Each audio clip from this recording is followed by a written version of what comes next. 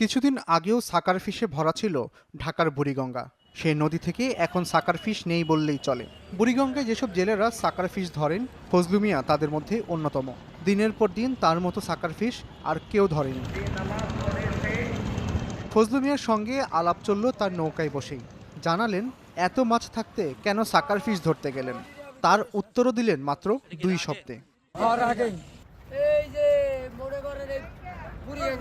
মাস তিনেক আগে ফজলুর একটি ভিডিও সামাজিক যোগাযোগ মাধ্যমে ভাইরাল হয়, যেখানে দেখা যায় তিনি নৌকা বোঝাই করে সাকার ফিশ বিক্রি করছেন।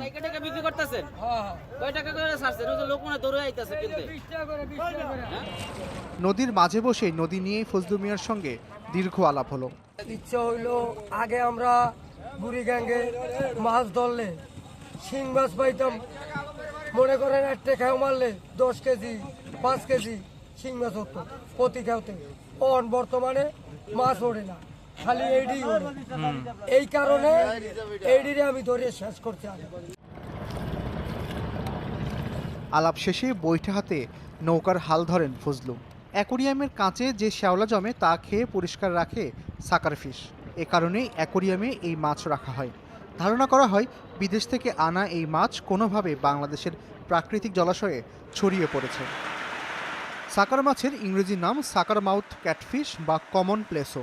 International journal of fisheries and aquatic স্টাডিজের তথ্য মতে সাকার ফিশ মূলত দক্ষিণ আমেরিকার মাছের একটি প্রজাতি।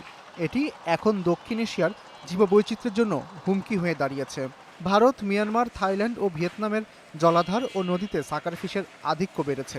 এছাড়াও এটি উত্তর আমেরিকা ও ক্যারিবিয়ান দ্বীপপুঞ্জেও ছড়িয়ে পড়েছে। এই মাছ দেশের জন্য ক্ষতিকর বলে দীর্ঘদিন ধরে প্রচারণা চালিয়ে আসছে মৎস্য অধিদপ্তর। 2023 সালে সরকার সাকার ফিশের আমদানি, প্রজনন, চাষ, পরিবহন, বিক্রি, গ্রহণ বা প্রদান এমনকি বাজারজাতকরণ ও সংরক্ষণও নিষিদ্ধ করে।